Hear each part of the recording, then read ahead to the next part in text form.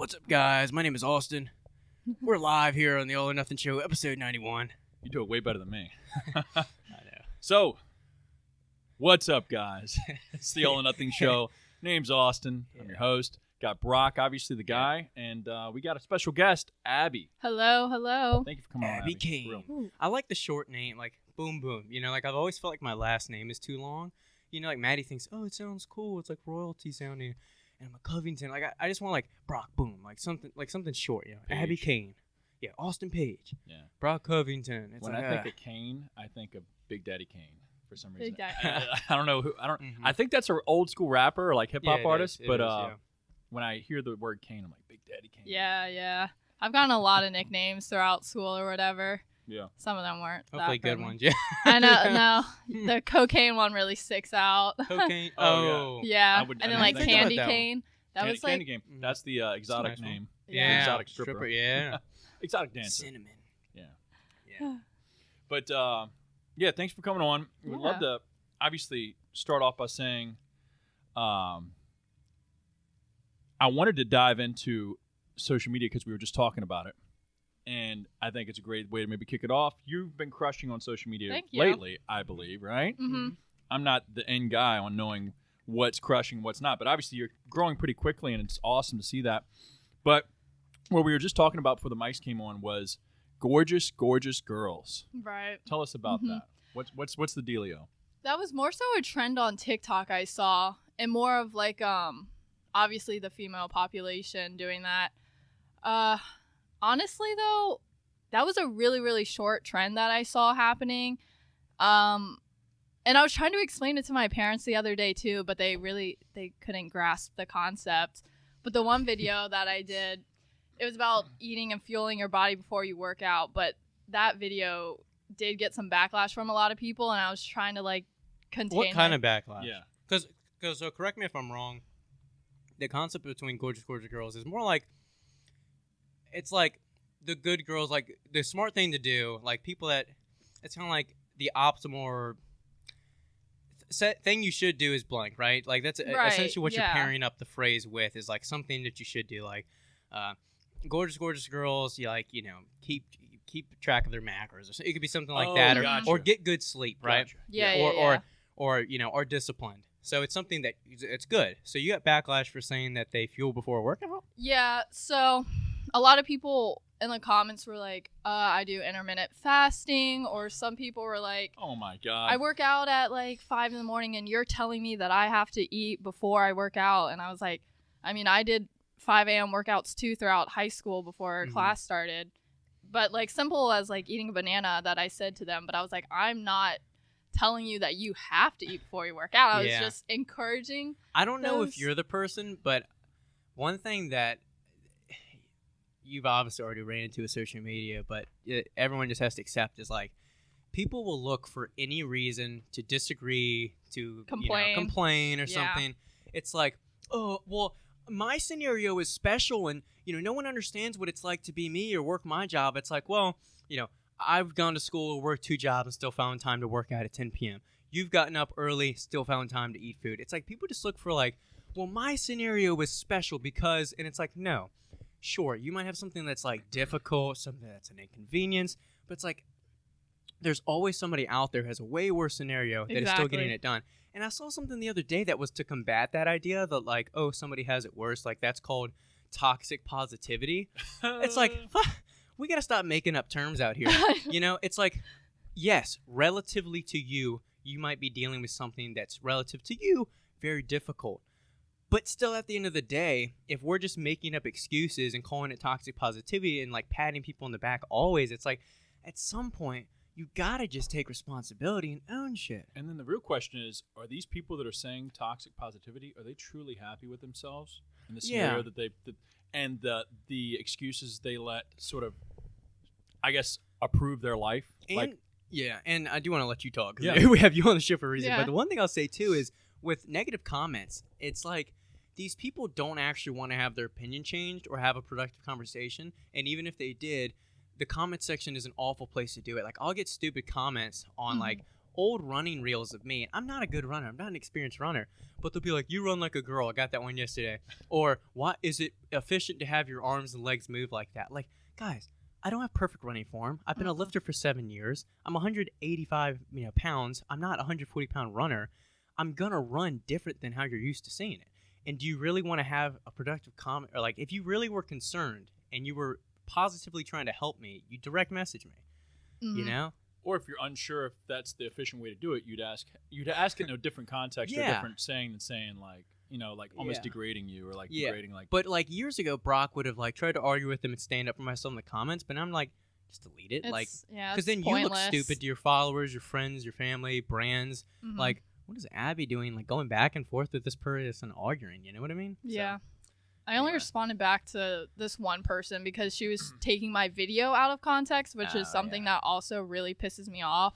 And I try to correct her on what the message of that specific video is because I didn't make the sound myself. Yeah. I found it on TikTok and I gave creds to the girl. Yeah. In the comments or whatever, but that was just a rough one. I was just trying to express, like, I see a lot within college too of people, trying to earn their food. Like, not necessarily, I know what you're saying. Like, to eat something good or to eat whatever, you have to reward it. Peyton actually talked about that on his story a while ago. And, we actually talked about it on the podcast with him. I feel like there's a balance between, so I'll do it a little bit in my head, right? Like, I'm about to go crush some, like, pancakes before his workout. I need to use that and, like, train hard as fuck because I just crushed some good food.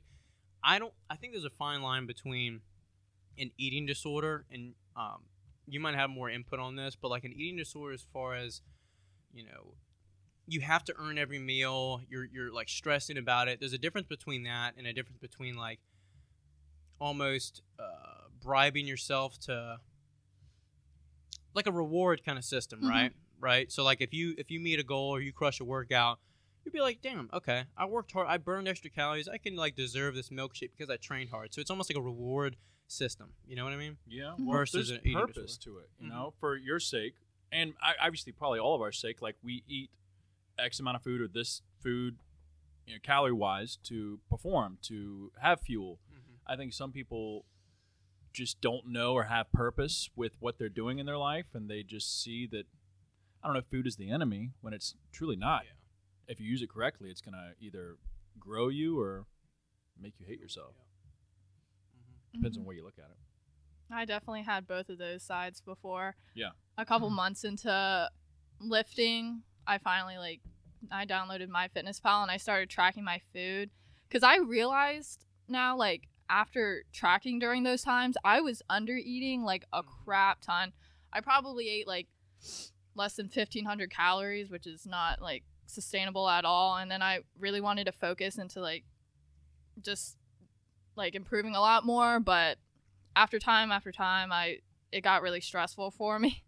So then I took time off, learned how to like what I actually need for my body, and then now probably for the past like 5 days I started tracking again, which has felt great. Like my body feels a lot more energized. So was your problem more the kinds of foods that you were eating were very calorically would scarce be the inverse of dense? Yeah. Like were they very low calorie foods, or were you just not eating enough food? I wasn't eating enough food, so I would obviously prioritize protein first, and then throughout like halfway through my meal, because I would make them really big meals too, and then I got stressed that I wouldn't be able to finish or volume? It. Volume. Okay, so like because I know sometimes you can eat like the more healthy you eat, the more food you're actually eating. Like you could make, let's say, a big old fucking salad with chicken. You could even mix in some like nuts that have fats. Yeah. But it could fill you up so much, and it'd only be like 300 calories. So that's the trick, Like potatoes fill me up like crazy, so they're good when I'm like dieting. But if I have like just one like 100-calorie potato, it's like I'm full. Yeah. That's true. What are you all just gonna stay silent? I don't know. I thought you were like. I thought we were gonna keep talking about food.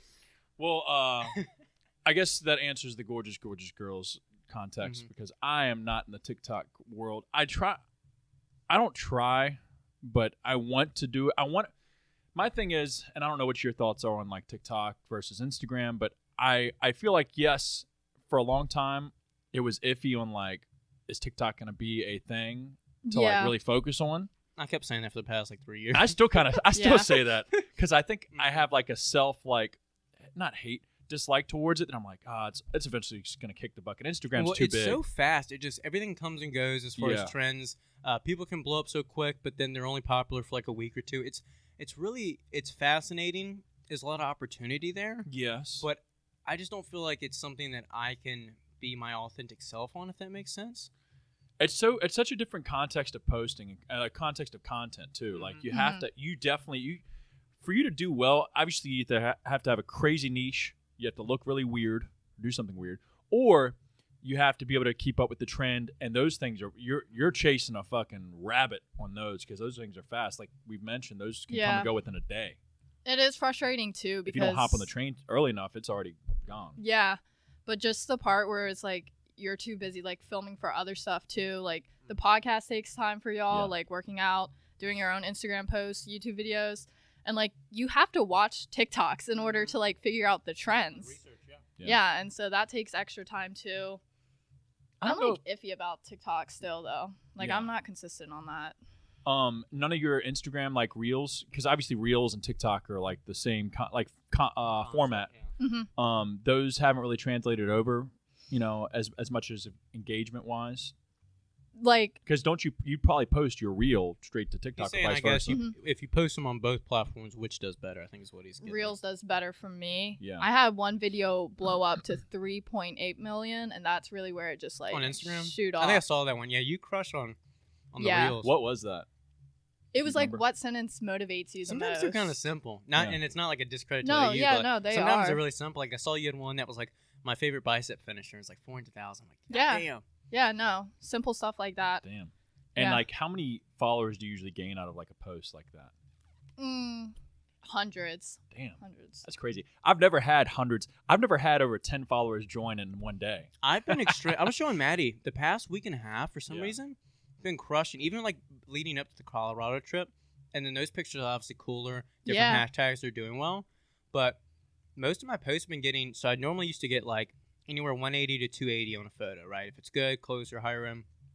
But now I've been getting 300 kind of consistently, if not 400 or 500. Like the one I posted like recently, got like 500. And off those posts, I'm getting anywhere from like 50 to 80 followers. And like that almost on a daily basis has been like, oh, fuck. And I've never had it that consistently. And I'm sure it'll tank a little bit, but it's crazy. In transparency, out of those 40, 50 followers on average, are most of them real? Like real people? They're real people. It's just like kind of random people. So yeah.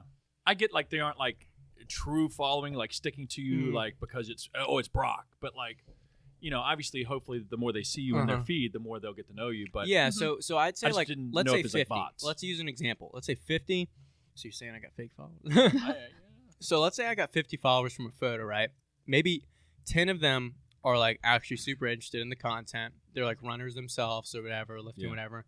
Maybe another 20 are just more like casual, kind of like, they're more like, those accounts are fairly active or whatever, but they're not like influencers themselves or like post consistently. And then, maybe an extra like 20 or 30 are just kind of like those random like accounts. They're real, but they're like, random Arab or, dating zero post type accounts, but they follow real people, But I just feel like overall, when you build up things organically, and we talked about with Miles a while ago about like, is it worth it to buy fake followers just because the clout you kind of get with a certain number? And I feel like it's worth it because now when I post, instead of getting my, let's say my 180 to 280 like range, because I have more real people that actually like my content, maybe that's an extra 10, 20 likes per photo from real people that are going to consistently like my content. You know what I mean? And I feel like in the long run, hopefully brands and Instagram overall rewards like authentic, organic engagement. I think like they that. do. I mean, it doesn't look like it, but they do. I mean, brands that are worth a shit usually do authentic. Like, I think. Did y'all see like the new Instagram update that they're doing? No. It's like before we tank. three different things on your home feed, so you can do. Now you're gonna be able to like favorite your favorite creators. So that is like a lot of people. Is that like a post notification button pretty much? It's probably the equivalent Similar. of like that. So you make sure you never miss their content. Probably. Yeah, but like when you click, so it'll like drop down, and you're gonna be able to click like the first one's just like regular home, like your For You page kind of, so it can be anybody that works with like whatever the algorithm's going to give you. I think the second one was like following, so just whoever you're following, and the third one is your starred. But I know a lot of people were like, for the start it might be a little bit tricky because you want to make sure that your audience is gonna like pick you on there so you can keep showing up on the feed. For sure.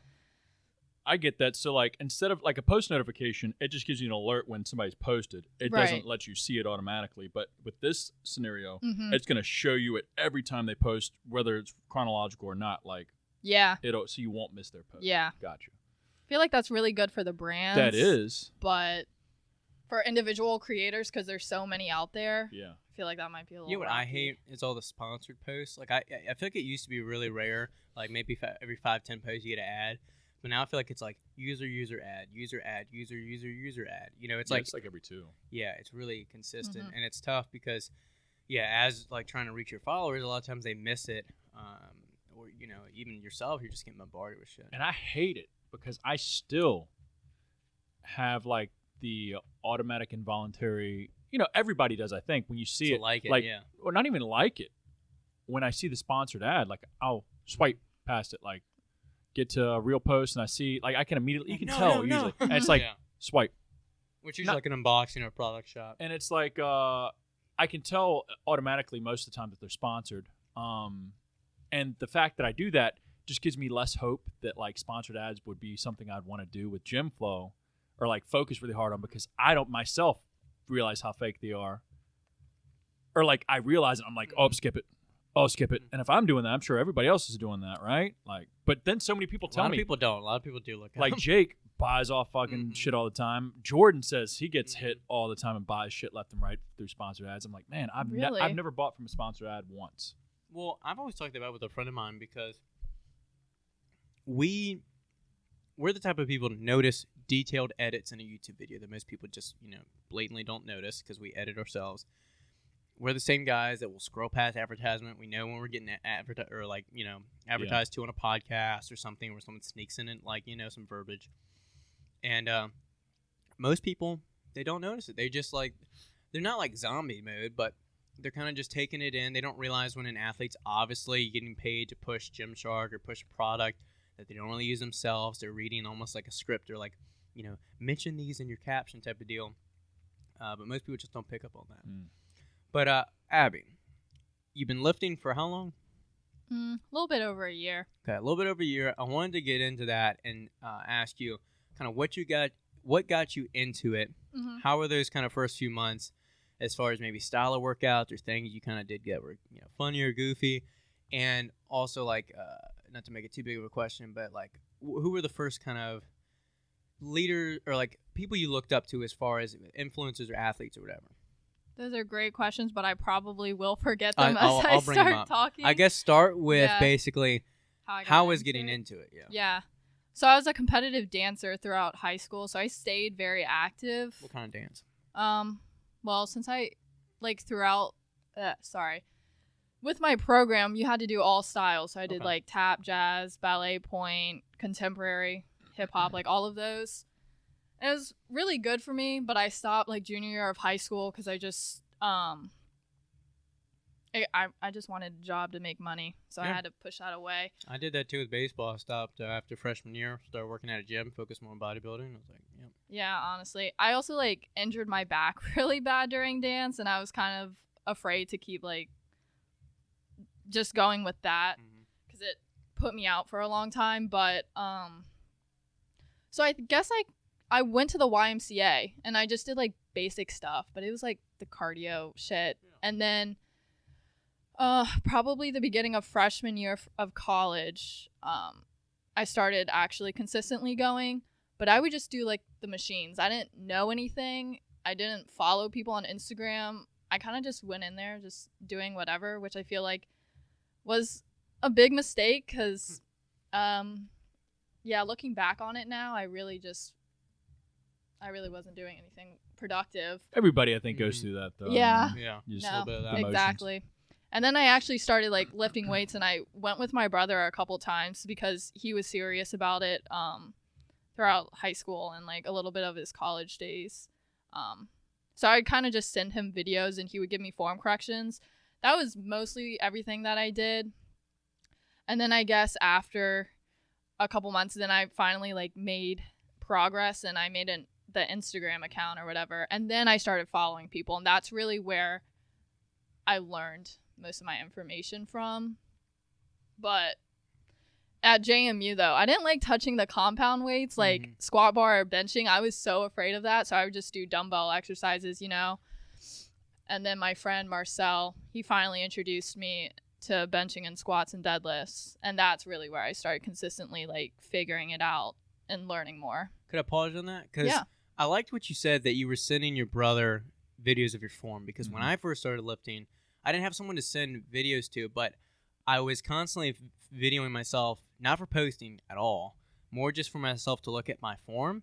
And I was looking at a lot of these, fitness YouTubers, in 2014, 2015, and they would post a lot more, workout footage, form videos. And so I was able to really kind of narrow down my form and figure things out very early on because it's so easy to A, be intimidated, but B, get yourself injured and get too heavy too fast with bad form and hurt yourself, have a bad experience with lifting. And, Maddie and I have talked about this a lot because I feel like a lot of kids nowadays, they just get into lifting and don't even really think about their form. Like sometimes they'll post a PR and their back is straight rainbow mode. Yeah. Their squats are all over the place. And I think to myself, like, I'd be not trying to rag on them, but more personally, I'd be embarrassed to post that when I was their age if I looked like that. Not about like how big they are, how strong they are, but just purely off form, like T-bar row, like, swinging. I just know, I don't know where the disconnect is where I feel like form isn't as big of a priority maybe, or maybe it's a brief period where it wasn't. Not to say they're oblivious, but I think a lot, just thinking about it, like just they don't know any better. That's what I mean, but it's just, I just don't know if maybe the priority with these new influencers, they don't post as much informative content as the old ones used to. I think that's true. It's now it's like the fucking 600, 700 pound deadlifts and everybody, all the young kids are kids are strong as fuck. Well, strong, young as shit, but like everybody's trying to catch up to that. They're like, oh shit, we got to slap weight on. Like if they're doing it and I'm only a year younger, it's or like the the same classic, age. like every workout is a slap another plate on. Yeah, every workout's a max day. Yeah. But I like that you did that. I think it's a very smart approach. And you said a few months into lifting, you started the Instagram. So you could say maybe you've only been on Instagram for like a year? Yeah, actually, I think it's like the 25th of January. So it's coming up a year on Instagram. Yeah, I've been over here since like 2012. Well, 2012. Only posted fitness content for like 3 years, but Oh, yeah. Damn. It is pretty Good exciting. Work. Yeah. I was going to ask y'all, like, I guess since you've seen the fitness community on social media for like years past, how it's like changed over time, because I feel like it was a lot different. I've seen y'all talk about like past influencers or whatever, but I've never heard of their names since that's how you know you're old, Austin. I like my heart sunk. I was like, man, respectfully. Well, it's like, no, it's not even that. It's like I think of my parents when I say shit to them and they're like, oh yeah. I'm like, man, I'm in their shoes now. We're officially old as fuck, dude. Yeah. God damn. What you kick it off? Yeah, so I think I wanted to kick back a little bit to TikTok versus Instagram and like where you're focusing on. You just started a YouTube channel. I wanted to answer a question. She was asking how Instagram's changed with fitness content. Oh shit! I can talk about it now. Okay, yeah, go ahead. Yeah, it wasn't just that we're old. I am that. I also lost my mind. I'm not going to be perfectly accurate with it, but I'm kind of thinking through it. So when I first got on Instagram, I'm trying to think who was really like big on Instagram. It was one thing that Maddie and I have noticed is there used to be a big trend of before Reels, you'd post like a full workout and people could save it, and that was a popular thing. And some people still do it, but for example, I'll post. Let's say I record 4 exercises of chest. Each swipe is a video of that, and I'll make sure like the thumbnail picture says like chest or something like that, or chest workout. And so those used to do pretty good. You get like 80, 200 saves, something like that. A lot of Instagram content was, for a while, like ab pictures, booty pictures, workouts, things like that. But now with the introduction of Reels and just with overall production quality for people's photos and videos getting so ramped up, especially at these younger ages, and so much more money being pushed in there, there's just a lot more promo codes pushed out, a lot more high-quality photos, a lot more niche gems, not to brag on us, but like Iron Belt Gem, Alpha Elite, Zoo Culture, all those gyms out west that kind of have a cooler aesthetic, a younger vibe, more conducive for photos, all that kind of stuff. And everything is just more, I don't know, it's interesting. I feel like these people spend more time almost like filming their workouts than actually working out. I remember that was something like some of the old YouTubers used to watch. They'd talk about it in their voiceover, and they'd just be filming in like a LA Fitness or something like that. And they'd be like, sorry, I haven't gotten a workout video for you guys. It's just hard to have like a good workout when I got to move the camera around, blah, blah. And they'd acknowledge like, hey, I'm not going to have a workout video for a few weeks just because I want to have good workouts. And now it's kind of like these people don't really have to worry about that because they have a video crew with them. You know, it's different. It's not to say anything is like better or worse, but it's just different. And I think, like you said, with things ramping up, money, There's equipment, more money and it changes I think everything. it's also with the quality and like technology advances of cell phones and how easy it is to set it up on a tripod and just stick and go. It's that much easier to make content now compared to like back in the day. Your camera You weren't had, allowed like, to film in gyms. Yeah, you weren't, and then like also the cell phones weren't nearly as good as they are now recording. So most of the time you needed a DSLR or like an actual camera. Let me go to the first picture on my account. It was my first time pulling. And that you'd have to focus it in, and then like make sure it's all set up. It's gonna take me a while, so don't worry about it. But yeah, I mean, I think things have definitely evolved, and I remember it's me back in my day. When I first got on Instagram, there were no videos. You couldn't post a video. It was just like pictures only. Right. Most of the time it was like food and shit. I think my first post was food. It was like on a grill. It was like grilling chicken or something. Yeah, like that. Instagram overall was much more plain. Like way back 2012. Yeah. When I was getting on, And I then was middle school. The only people like influencers that I happened to see, and like it's so crazy because back in the day there wasn't like an explore page. Like, yeah, so that's it's either true. I forget about that. You followed who you really? followed. You didn't get to like find new people really, unless like somebody you searched them or something. like somebody told me about so and so. I was like, oh, let me search them up, and then you could find them and follow. Yeah, like them. here's some of the content I used to post like 2 years ago. So I'd post like a back workout. You could like swipe and do it, and I'd come on. Gotcha. And those did pretty decent, here or there. Like, let me look at this one. Like 20 saves, not that much, but and then like these used to do pretty well where I'd make like voiceover content on like with captions on how to do like an exercise. And some of those it'd take a little bit of time, yeah, but voiceover. But really crushed it for me, and I think this is where you noticed me, was the mobility content I would kind of make. It wasn't me. Eventually, it just wasn't like something I was excited to do. But like this one had like 2,000 something views, which for the time was kind of big, like 99 saves, and my biggest one had like 1,000, 2,000 saves or something like that. But it's just I see a lot of people doing that now. Yeah, people still do it. Those kind and of crush, yeah. I mean, but they're reels now, so they're quick format, And not to say that I didn't like the workouts that you're posting. God, yeah, that's exactly how mine were. Probably still are. But not to say I didn't like your workouts and stuff like that. But I saw more value in you giving like the mobility drills, and like there was like more like knowledge based. I was making content, knowledge based, that like it was the type of content I was looking for. It wasn't a look at me. It was like giving out value. Yeah, because I was dealing with hip stuff, or hips were tight, back was tight. Like for squats, I was like always looking up like mobility or warm up drills. So I was like, let me just put out my like warm up that I usually do with my like personal training clients, and it did pretty well. So then I just started for like the next like 8 months. I made a lot of that content, but eventually I was like, I'm not a physical therapist. A lot of this feels repetitive, and I just want to switch it up. And that's the tough thing too. Sometimes is longevity, Yeah. But yeah. So with influencers, on the topic of like how Instagram was a little different back in the day to now, who are some of the like top people that you like your top 3 people that you follow? Any names you got? I don't really follow too many like really big influencers. I like the micro ones because I feel like they're not making like a full-time income, so I feel like they can just like really dive deep into what they want to. That's what I was saying about YouTube. You don't feel like hard sells all the time. Yeah, there's one person that I really like fitness with, Izzy or whatever. She is she talks a lot about mental health, which I like. But actually the really big one that I've been liking for a long time is JPG. I don't know if y'all heard. Look it up. He is like taking over TikTok and like gym in general. Is the username JPG? JPG Coaching. Okay, I see it. So the kind of content I'm looking for now, he does very educational content, and I don't think he's actually like certified, but he's done a lot of research and like he gives credit to like people that he's learned from, but he's he's got it. Yeah. And Yeah, he almost makes the same kind of shit that, not bragging about me, but like shit I would follow stuff I would try to make, like better way to do pull-ups, like, you know, okay, bring out your elbows, you know, this kind of stuff, or use a hook grip, like that kind of stuff, but he's doing it in a real format, which is good. Yeah. You know, that's the funny thing is, and it's the same way from the 80s to the 90s to 2000, the rules of bodybuilding and exercise do not change. It is the same shit. It is just a little bit refined or a little bit modernized. Like, since the 70s and 80s, they were like 1 gram per pound of body weight for protein, right?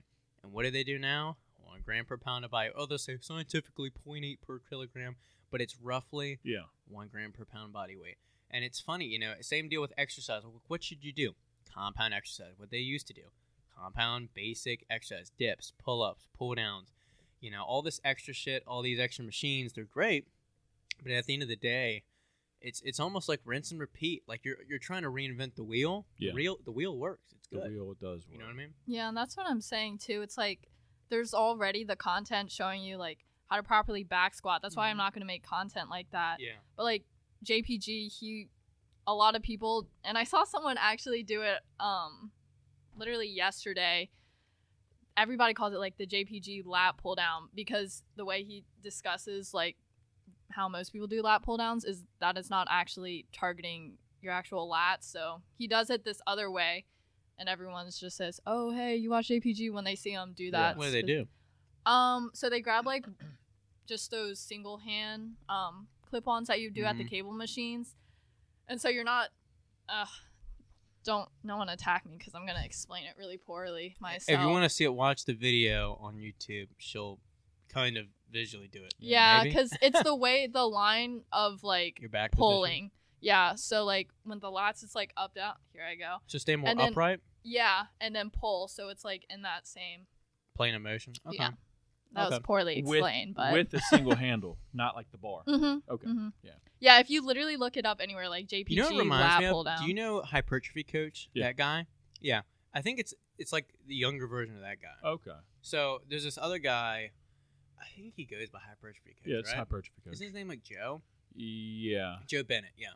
There's this guy, and he I feel like we all just watch the same content, just different people teaching it. Sometimes that guy does recreate the wheel with some of his exercises, though. Like, Yeah. and I think some of them are like fine cable tuned. extension setup, and he'll talk about angling up the joint to, you know, there's a lot of good resources nowadays. You know? I mean, there is, but like, I like this other guy, Eugene Teo.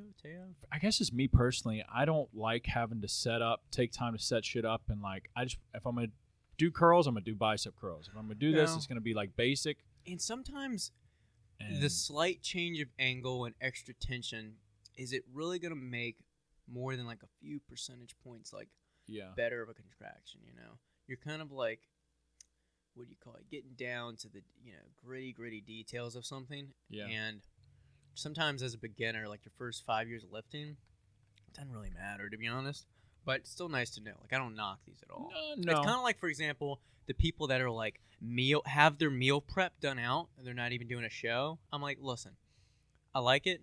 You can still like meal prep your food, but you don't need to be to the T on every gram of like everything, because you're not prepping for show. Like, your body doesn't burn the exact same amount of calories every day.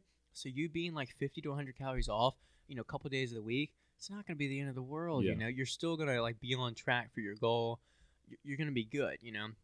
It's like, even when I did my show, you know, I was having like Chipotle like 5 weeks out, and I was still losing like weight, you know. And, you know, then there's other people that are like, I'm only having unseasoned grilled chicken, white rice. You know what I mean? That's an extreme. Do that, though. But I want to play the devil's advocate, I guess, with this, and I think, and I'm just thinking about me sometimes, because I lack the willpower. If I feed the beast, some people are like that. That's if true. I start cheating, or like not cheating, but not tracking at all, or like loosening the reins, loosening it up, eating a Reese cup here, eating some chips there, eating pizza here, that's like, oh fuck it, let's keep this party going.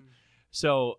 But again, I'm not the extreme where I'm weighing out every grain of rice. And yeah, shit like that. I eyeball my rice. I'll weigh my chicken. Yeah, you know, that's all I guess I'm saying. And if I want to have a little something extra, I'll eat the motherfucker. But I'm not like, I try and at least to build that willpower and discipline. I think a lot of people do lack that, and that's maybe helpful. But some people take it to the extreme. How dialed in? I know you better sip water. How dialed in are you, Abby, with your food?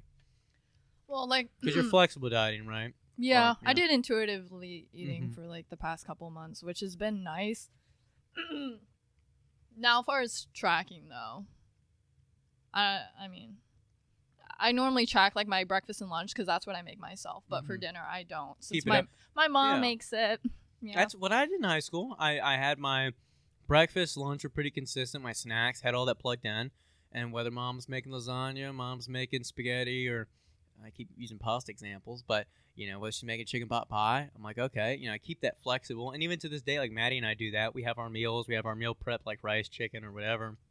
And then, for dinner, it's kind of like, flexible. And when I used to coach clients, I'd do the same. I had one woman that was, she was like, I want a meal plan. I want it to be, super dialed in. I was like, fine, I'll do that for you. Yeah. I said, but I do want to keep the dinners. I'll give you the macros to hit, but I want it to be flexible. But just because, she's got kids, she's got a husband, I'm sure they don't want to have freaking, chicken and rice every meal, right? We're having chicken again. Yeah. Plus, I just think it's better for longevity, and that's something we've talked about also with lifting and with goals. If you want to be a diehard, powerlifter, bodybuilder, like more power to you. Just because it's not for me doesn't mean it's not for you, right? If you want to be dialed into the T, if you want to follow those JPG exercises, like 100%, do it. It doesn't hurt you. Yeah. But sometimes people tie their identity and their reason for lifting to a certain sport, to a certain goal.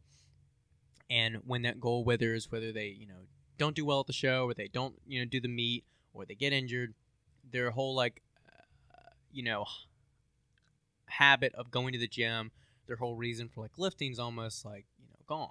Yeah. And it's withered. And I just feel like people should, especially for longevity, because a lot of people get into lifting in school or before having a relationship, then they get a girlfriend or they get in a relationship, they have a kid, job change, and they just fall out of it.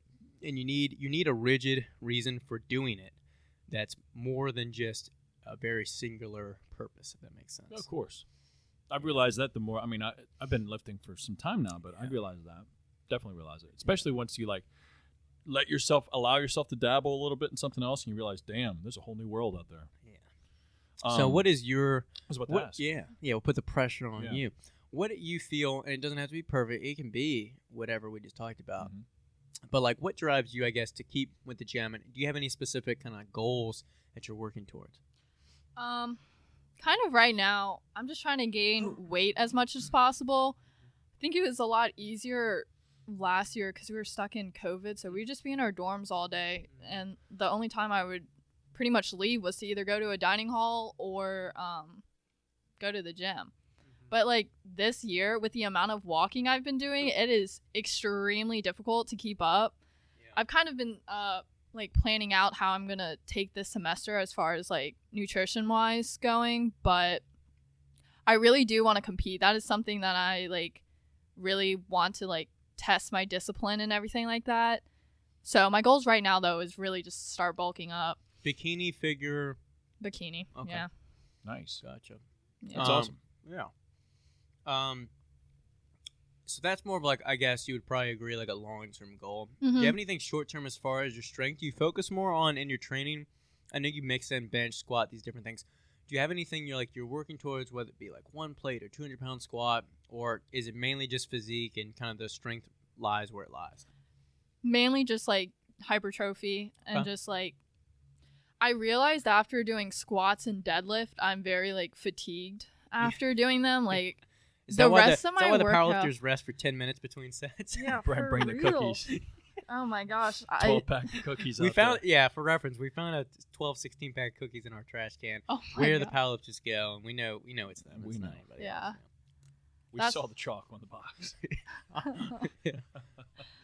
That's why I've kind of taken a little bit of a pause, not focusing on numbers, but just like yeah. I think that's a good realization to make, because it is hard to do both. It's hard enough with like what me and Austin are trying to do, like balance lifting and like endurance, but even more simply things that work together as far as strength and hypertrophy. It's hard to kind of do both, but it's good to really narrow down on hypertrophy, because it doesn't always do you a ton of good to just focus on barbell squats if that's not really eliciting a ton of growth in your legs. Yeah. And you're just doing it because everyone else says to do it. Yeah. A hack squat might be less of a risk of injury, less fatiguing to your central nervous system overall, and create more stress and muscle breakdown in your quads, hamstrings, glutes, things like that. Yeah. So it's a good thing to realize early on.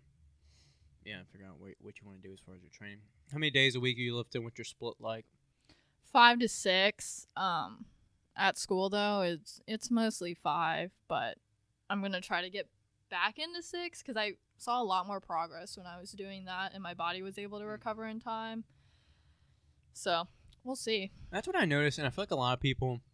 I'm calling out Peyton because I think Peyton lifts 5 days a week, or he was talking about like 4. I feel like you, especially as like a natural lifter, you want to keep the frequency as high as you can. For sure. So like once I started hitting everything like twice a week, progress was way better. Yeah. And I feel like as long as you space things out, where you have like 2 days in between, which is 6 day on, like 1 day off kind of split should work out that way. You're money, you know? Just don't like obviously go fucking 5-6 exercises on quads or on chest or something like that. You need to space it out and, you know, not overload too much on 1 day like a bro split would be. But the frequency is going to be king, you know? As soon as a muscle is kind of recovered, you want to just beat it down again, you know, just to maximize your time. It'll just make it. Or it compounds. Yeah, instead of once a week, 100%, twice a week. 100%. I feel like there was something else I was thinking about saying, but it slipped that mind. Do you might have mentioned it, but you said maybe within a year of competing, pretty much. Mm-hmm. Okay. Do you have a particular place or a show in mind, or is that far out? You're just like, all right, within a year's time, which is perfect. It's January. You've got about a year, you know, on the calendar. I was talking to one of my friends because she's been prepping for bodybuilding for a while, and she's competing this year, but she was Is it Diana or someone else? No, I don't know Diane. Diana? Didn't Diana bring you here? How did you hear about the gym? Tristan. Oh, Tristan. I used to work Diana. with Tristan. Okay. Yeah. So, I always assumed it was. I don't think they're dating anymore, so a little weird. But, but yeah, Tristan's ex-girlfriend. I thought that she brought you over here, but it was Tristan. Well, shout out to Tristan. I've never met her in real life, but IRL. Yeah. Only in the metaverse. Oh my god. So where were y'all working? Panera. Panera, nice. Dope. Yeah. Good I'd times smell. there. There would be too many smells there. Oh yeah. They're a good place to work. The people. Oh, no, shit. probably not the managers. The managers know, but the people that were there, We'll because they're suck it. like normally high schoolers, so it's fun. Yeah, I get that. Yeah. But I did have a lot of friends that were like the old morning crew. I'd have had like a pack of bagels every day that I'd take home. Yeah, Yeah. no, you do. That's like a really good perk. If you weren't donating, I'd take the pastries and the bagels home. Fuck yeah. Yeah. Donate to the Brock Fund. Mhm. Yeah, that's awesome. So I don't know if we were about to switch gears or anything, but I still wanted to talk about your YouTube because you just started one, right? So like you're spreading yourself out there pretty well with TikTok, Instagram. You probably aren't on Facebook. I'm on Facebook. you? That's Oh, one shit. of my You're crushing favorite on apps. Facebook too? Oh wait, Yeah, me well, too. I don't post. Well, okay. You don't. I don't really I'm either, searching no. marketplace and shit. Oh, Make a hold deal. on. I'm just trying to look. Thrifter? What are you doing? You swap shopping? Are you I flipping do sell shit? some stuff there, but I just like looking at the weird stuff people are like. I do get on there. If I find lately, like the past like 2 or 3 weeks, if I find myself scrolling through Instagram, I try and make it a trigger to get on, like to at least scroll through shit that could potentially make me money, or like I could buy to like help me here or flip. So if I do find myself scrolling, I'll either get on marketplace and just like scroll real quick and see if there's like something free or something cheap that's like, oh damn, I'd like that, or I always wanted that. Let me pick that up. Well, that's the thing I told Peyton too when we were talking, because he films on his phone, and like I have 2 cameras or whatever that I've invested in, but I bought both of those. What kind of They're camera like you got? a Canon 70D, so it's pretty old, but and then like the Canon G7X, that's like the typical vlogging camera, but I bought those from other people like through Facebook Marketplace for really cheap, but they've been working perfectly fine. Like I don't need to get a new one. Yeah, sometimes people are too sold on like new stuff. Like I got this watch like $100 cheaper just because someone on Facebook was selling it, and especially with like electronics cameras, you can save a few $100s. Yeah. I just got this watch. It was about like $70 cheaper, 60, $70 cheaper. So yeah. Damn. So getting back to YouTube though, you're doing a little vlogging, because I followed the channel. You've been doing a little vlogging. Do you have any aspirations of like, trying to jump all into YouTube and say fuck school or what? Yeah. That'd be awesome, No, I've right? had so many Gotta of those pull the broad thoughts. card. Yeah, that's one thing I was gonna ask. I really don't want to interrupt you again. I feel like I keep doing that. What is your major? Marketing. Okay, and you Yeah. don't seem enthusiastic about that. No, because my thoughts on college is that it's a waste of money if if you Yes. don't need the degree. Like if you're not gonna be a doctor or If you're not going into a graduate school or going into a very narrowed major, yeah, I think it's a waste. I mean, look at yourself now. I'm interrupting you, but you're already marketing yourself. right. Like doing very well at it. Like fuck. And I'll probably fuck learn a school. little bit more in college, but honestly, to get a job, you really just need skills and connections. And most of with them are people. like, oh, you need a Experience. year of Yeah. experience to get hired. And And it's like, what that's the fuck am I that's what getting? pisses me off too. experience Yeah. is king. Like Yeah. the experience. Have I done everything right opening the gym? No. Have you done everything right opening the supplement? No. Fuck no. But the experience, the relationships now you have, Yeah. it's irreplaceable. You It can't is. study or go take enough classes to have the year of understanding financially how to run this facility. Starting from the Yeah, beginning. starting from the beginning. All of that. You just can't replace that. The same goes for social media content. It's just it's crazy. Yeah. hmm And it's so much money. I mean, it's just because are you a sophomore? hmm Okay, so you still have Yeah. time to drop. All right, I pull feel it like it'd be now. pointless Yeah. to drop out in junior year because Yeah. then it's just finish it Yeah, out. I dropped out. Basically, I was told my parents I was trying to drop out. They were like, just give it one more semester. So I kind of half-assed the semester. And funny enough, that was the semester at the beginning of it that COVID happened. So it was all Mhm. became online anyway. I basically fucking dipped out of all this. I dropped one or two, and then I only passed one. I failed the other one barely because I did no assignments. I was like, I'm making so much money doing this video editing, and I was like, there's no reason for me to spend an hour in this class The degree wouldn't when have I made you can any go more money. make Mhm. like $50 or $80 in that same hour editing. I was like, Yeah. no. And you're your own boss when you did that, 100%, right? So it's yeah. a lot better than And just again, the working for degree wouldn't have someone made you else. any more money once you graduated. No, and it's Yeah. just crazy, especially with exercise science. It's like, oh my god, every kid you ask, oh, what do you want to do with exercise science? Oh, either it's these three things. I don't know yet. Want to be a personal trainer? You could already be that. I was that in high school. At the end of it, because once you're 18, you're good. Or you want to do physical therapy. And it's like, okay, then you're going through another 4 years of school. You got to get into a graduate program. It's more money. It's all these things.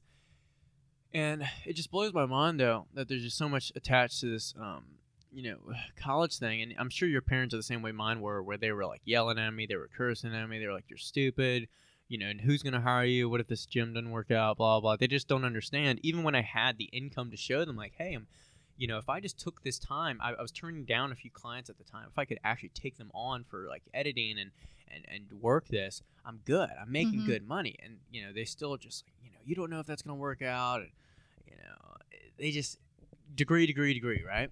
Which would have been crazy if you think about it. If you would have finished, gotten your degree, and then went and gotten a job at a corporate gym making $15 an hour, they'd be like, "Oh, Brock, you're so proud of you." Dude, to this day, I love my parents. To this day, they don't appreciate what the fuck I do. They know I make a living. I obviously do fine, but I'll tell them what I'm doing. I'm running my own businesses, and they'll still don't give a fuck. They just don't treat it the same as if I was an executive at Capital One or something like that. Yeah. They just don't understand it the same, which is fine. They come from a different generation, but Sure. it's I don't know. And then when they tell their friends, oh, how's your son doing? Oh, he's in his last year at UNC or at UVA, and oh, how's Brock? Oh, he dropped out, opened up his gym. I'm sure the people are like, oh, he What a wasn't loser. smart. What a Yeah. loser. He's not making good money. He couldn't finish school. Yeah. It's nah, dog. I'm saving $100,000 plus. Yeah. Your son's gonna get out and work a $40,000 job. Have to work his way up in the next 30 years. We're not the same. Yeah. Coming for next. Yeah, that's not to hype myself up, but Taking just souls. to back your thing where it's it's too late for us to talk Peyton into it. But Yeah. as long as you have a plan for, hey, I can make this income, I know what I'm doing, I have a direction that Mhm. doesn't involve school, I'm fully in support of people dropping out. You can always go back. The biggest thing I Yeah. heard Oh, in of course. a Tim Ferriss audiobook, I think it was the 4-Hour Work Week. I really like using this as an example. Is he was to quit your job different example. The example used in the book: to quit your job, take this leap of faith, go in this direction, chase your passion. Worst scenario, it doesn't work out. How hard will it be to get back to where you were? Well, you just get another job, you go back to school, whatever it is. It's not that hard. But the potential of living out your passion, loving what you do, making more money, doing whatever, that opportunity cost to, that's a little bit difficult to get back to where you were, way worth the risk. Yes. Way worth it. And then the regret of never trying is, you can't pay it back. I think the what if gets me the most. It's like, oh man, what if I don't do this? But I agree with that, and then also I just lost it. But I got a killer rant I was thinking about last night. It's kind of like off topic. Maybe y'all can chip in. So I saw something in actually it was related to who you sent me on Instagram last night with the supplements. Let's talk about it. Oh yeah, dude. Yeah. But anyway, I was looking at his profile and I saw in the bio CEO. And his. Yeah. And I got a fucking rant for y'all. Hold on. I gotta put the hat on Not for this one. The owner of the company. No. Okay. But it wasn't even related to him personally. The term CEO is the biggest phony, self, it's an ego, self-ego stroke thing you can do. Because, of course, you're the CEO of your small business, your Instagram, whatever. No, you're not a CEO. There's nothing chief about it. There's nothing executive about it. You ain't got no officers. There's nothing. So you're sure as hell not no CEO. You're an owner. You're a founder. Call yourself that. There's too many freaking people locally out of the area that are calling themselves CEO like there's some kind of big corporation. If it's, you got to have at least, 10 employees if you should call yourself that? I would probably say that. But I think for face value of CEO, people... It is an ego stroke. They put weight behind it. That's what I mean. Most people that don't know any better will buy into that and be like, damn, he's a CEO? Damn. No. And then when you open that book, it's like, party of one. Yeah. It is such a phony term that it's like, why do you use it? Because you want to seem more important, more bigger than you are. It is a self-infatuating term that it has no weight. You're just using words. You're just making noises with your mouth. It's you're the owner of a business. That's what you should be calling yourself. It's like calling yourself the CFO because you're a cashier at Kroger because you handle finances. It's like it just grinds my gears because we see it all the time with people.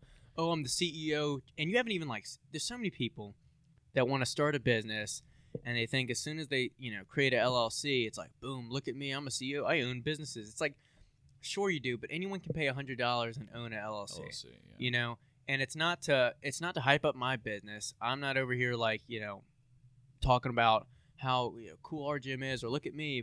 It's more just the principle of build a successful, profitable business, and then look to give yourself these different terms. Build up a business, build up something successful before you're gonna I think we're just different. Like you said, I just think even if I was to get to the point where I had dozens of employees or just multiple employees under me, and on the articles of the organization, I am the CEO. If it in the government's eyes, I'm still not going to claim myself that. Yeah. It's if you think of, I don't know. People can disagree. It's my unpopular opinion, but to me, it is just a pride and ego thing. It's like we talked about it a while ago with when we opened the gym. A lot of people were a little confused, oh, does Austin own part of the gym? Or I'm sure people are like, oh, does Brock own part of Gym Flow? And the answer is no to both of those questions. I own the business, you own yours, but neither of us are on Instagram actually I'm 100% owner. It would be an ego stroke for me to go out in public and be actually I own it all and look at me, and I don't need it. You don't need it. 100%. But I had to rant about that. I was thinking about it last night. I was like, there's so many people who throw CEO in their bio. It's like, CEO of what? Of what? I guess it's the fake it till you make it thing. It makes you feel better, but I don't know. Again, it's just different mindset. I don't know. I'd rather. Yeah. I don't know. We're boss babes. That's what we are. That's what that's serious. That's what all I want to be. I just want to be a boss babe. Boss babe. Goals. For real. Yeah. But what? I guess what's your next move? Well, you said compete. So going back to school here soon. How do you juggle? You know what? I guess one thing, because I thought about this as we were coming into this, is like, what do I want to get out of this show? I want to learn more about your structuring. Do you lay out your, because I've been talking to Barack a lot with Gym Flow content. Do you lay out like Monday, Wednesday, Friday posts, or like, do you have like a structure? Or do you shoot from the hip? I have like a rough structure, but sometimes I like don't even follow You'll that. just show up and be like, damn, I'm going to film today. Yeah, because then it's like, especially at UREC at JMU, it is packed like 24/7. So, I mean, there'll be days that I'll show up at just a random time and it'll be empty. And I'm like, that's the day I need to start filming something. But there's been multiple times where I have something planned out, but I'm not going to get to film it just because you have no space or I'm waiting 30 minutes for a bench and then I got to hurry up and get to class or something like that. Yeah. So it's kind of just doing whatever at this point, which has worked for me. Obviously. Question. Kind of going back to what we were talking about a little bit. If you did drop out, what would you want to do? Or what would be your structure? Would it be push more into social media until it's enough to be an income, or? I would like to say I like that, but I also have gotten burnt out from social media. Yeah. And I've had to like be more aware of like my mental health with that, because I know it can get stressful if it's like, oh, I don't really have anything to post, blah blah blah, people are gonna forget about me, because that's just what happens, really. Yeah. But I do have a passion for like everything in the fitness community, and I feel like, I mean, I've said this before in my YouTube video, I think I did like fail my CPT certification test, but I do have a retake that I can take at some point. Mm-hmm. But then I feel like training clients too, another source of income. Like, that seems like something that I would want to do in the future. Yeah, you seem like you definitely have more of the heart and passion, I think, for coaching and working with people more individually. Not just as far as their training, but I think especially with, like, I think you talked about this when we had a meeting, but women and, you know, empowering them to work out and be more confident with strength training and also the mental aspect of it. I think you definitely would have more experience and more passion with that. It's just tough, you know, with personal training, but also with online coaching. Everything is so saturated. Everyone's kind of a trainer. Yeah. Mm-hmm. And regardless of whether you take your CPT or not, I think online coaching, I don't think it needs a certification. Or some people are like kind of big behind that. I really think experience and actual value, you know, is more important. But it's also nice to have, and especially, you know, as far as if you want to train locally, you obviously need it, you know. Mm-hmm. Mm-hmm. But as long as you know what you're doing, you know proper exercise, it's like, do you really need to know the plane of motion of, you know, the lateral plane is where you do side raises or this or that. It's right. like, you know, and follow the NASM, like, model and how, you know, it's a lot of crap, you know, to be honest. For sure. Mm-hmm. But, and that's what I think I was doing, too, throughout, like, trying to study for it, because I bought the, like, package or whatever it's called to start studying for it during summer. And then I kind of let summer slip away because I was focused on social media. Yeah. And then the test was coming up on like Halloween weekend, and I was like, oh God. So then I started cramming in like at least 10 chapters within a couple weeks, which is absolutely insane with my other classes. And I was kind of just like, the information was just going one ear and then out the other. Yeah. And it's like, I should have studied to like actually put in like the effects, not just study to memorize. Yeah. So that's like my habits in school too. I just study to hurry up and get the A and then leave. It's definitely a different approach. Yeah. I feel like everybody does that. Like Cliff Notes, what can I, like topics, bullet points, boom, take the test, hope I get a C. That's what I'm saying. Like I'm in these gen eds and it's like, yeah, the gen eds suck. Oh yeah. Yeah. But then you don't even really get to like your main core class until like junior, senior year. It's a waste of money. It's a like, scam. It is a scam. Don't mind me if I drop out. I've had so many conversations with that. We'll have room for you here. I finished, my associates, which is only a 2-year degree, but I finished it. I'm an associate. First one in my family to do that, and I haven't done a thing with it. Yeah, exactly. Not even close. It's been broke since day one. It's broke, broke then, broke now. So, but at the end of the day, I'm glad I did it because I had so many, or did what I'm doing now, because I've had so many people when I first left my more corporate job as a trainer to what I'm doing now, and people were, family, close friends, whatever, were like, sending me job applications for like random jobs. They're like, oh, you should check this out, because they felt like I was not going down the right direction, which who knows if I am or not, but I'm doing what I want. Yeah. So the biggest thing I think that people overlook And I think I talked to you about this like from like day one when we met. Was like, I think your time is more important than like your money. For example, like if you can make the same amount just in less time, and you have more time to devote to things you want to do and your passions, I think that's way more worth it. Like, you know, if you could take a $60,000 job, but you're going to be working a 40-hour work week, or you could work freelance or on your own or personal training, you work 28 hours a week, you know, making like 40 grand,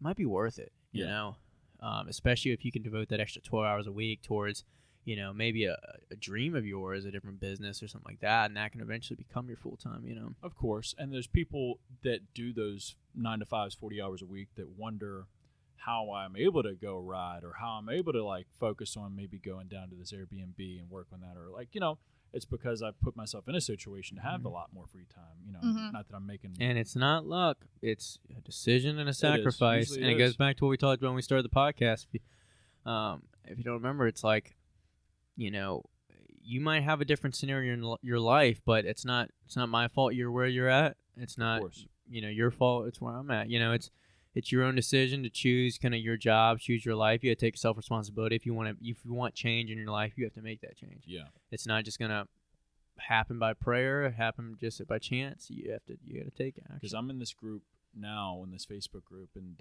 you know, one talk this past week was like, you know, people getting stuck or feeling stuck or hopeless with their jobs, their day-to-day lives. It's like, if you simply break it down, it's just a decision just to get out of it. Like, stop. If you're doing what you don't want to do, stop doing it. That's it's hard to like. It's hard. It's bigger than that, but it's that simple. You know? But here's what they'll say, and I do want to hear what you're gonna say. Here's what they'll say is, well, you know, if I just cut off my job, I have no income. My answer would be, as someone who's looking for a solution, you know, searcher, you're gonna be like, well, set a little bit of side money here, set a little bit of side money here, and over time you have enough built up to kind of give you the breathing room until you get a new job. Well, they'd say, I don't have that money. So then, you know, there's always this person, right, that's always looking for a problem. I can't do that. Then I'd say, well, how about you cancel this Netflix subscription? It's an extra $15 a month. You know, put these things aside. There's people, and you have to choose who you are. You're either going to look for solutions or you're going to look for problems. Yeah. You know, so if you're in a situation, you know, are you just going to say, I can't, you know, blah, blah, here's why, obstacles, adversity, blah, blah, or are you going to look for solutions to your own problem? You know, for sure. You got to choose that. Because I've heard people literally tell me to my face, you know, oh, this, you know, me easy for you with that, and then also me, oh, not buying this $100 or $200 thing. That's not going to matter. That's not going to affect. But at the same time, I'll hear them say, oh, I don't have money to do this or do that. It's like, well, you just said $100 isn't going to kill you over here, but then you don't have money. It's like, what? Or $200, whatever. All right, it's, you know. And in the grand scheme, I think a lot of people overthink their situation when they can not easily, get uncomfortable a little bit, put your back against the wall, and jump, make that leap. Mine was just like a little bit of a rant, kind of, but within like, and this is what really frustrates me about the school system, especially in like middle and high school. I don't know if y'all did that too. They would, you know, probably twice during the year, they would take you into like a computer lab. You'd have to do those like quizzes to see, what career fits for you. And everything that I've noticed within high school talking about it, it's like they are just setting you up for the higher degree of education, but not giving you like exploring the options of being a business owner. Like I've never had that like people come in and talk about that, which like, you know what, y'all should go to Hanover and just start talking about it. We should be like Step Brothers, like rolling in like tuxedos. Fuck shit up. Yeah, and just it'd be like, yeah, we both own business. Yeah. Because who wants to be stuck in the 9 to 5? Like anybody who has that is just. I've advocated a million times for it. I think on the podcast and also just in like personal conversations with people, is if you have the chance in your county to go to a tech program. So I don't know what's in Hanover. I'm sure they have one, but like Henrico County had one at Hermitage High School and at I think at Henrico High School. Basically, they have different programs for like veterinary school. I went to one for sports medicine, cosmetology. Yeah, all that kind of stuff, right? Barbership, mechanics, HVAC, and especially the HVAC kids, the auto mechanics. As soon as they leave high school, they're making $60,000 a year. Yes. Yeah, some of these kids are making like 60, 70 and grand maybe that's not the 9 to 5 that you want to work, but guess what? They saved 100, 200 grand that you spent on college, and come they're out right the gate into to it. make the money. Yeah, and they leave that job having a skill that's always in demand. And they could always still go get a bullshit job, 100%. and then if shit fails on that, they know how to use their hands. And And do even if something. you don't want to be a veterinary, you don't want to go into sports medicine. I didn't go into sports medicine, but you leave with skills. You leave with some more hands-on experience.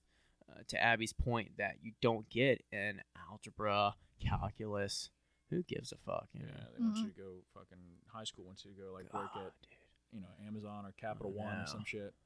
And be I guess a cog. Yeah. What are those things? The little chess people. You know the problem is too, and then we'll wrap this up. Yeah. A lot of the people that work at these colleges, as soon as they graduated, they're back working at the college. It's like, you loser. You didn't get to do anything in life. You just went right back to the place that you were just like going to. I think someone's going to work those jobs. Everybody there's a place for everybody. Mhm. But a lot of these people, though, that's like you teach in a business class. How many of them have like actually created and had years of experience in businesses? Some of them have. Yeah. But a lot of these classes, like we talked about, are just space fillers. For sure. Mhm. For sure. Well, I believe that's it for this one. Yeah. Follow Abby. For Thank you sure. for having her on. She's been, Thank you. an exciting new addition to the Gym Flow team, For sure. and hopefully for a long time and a good time. And you can follow her on Instagram at Abby Cain. Fitness, yeah. Abby Cain Fitness. A lot of people do that. They add the I know. Fitness. Yeah. Abby Cain Fitness. YouTube. Probably just look up Abby Cain, right? Abby Yeah, Cain Fitness, something I like think that. it's You can find her. Yeah, Find her it'll everywhere. pop up. We won't even tell the TikTok. They don't need to follow them. Nah. And other than that, Yep. share the episode. Share the podcast. For sure. If it made you think, made you laugh, Made or you smile. made you smile, Made you warm inside.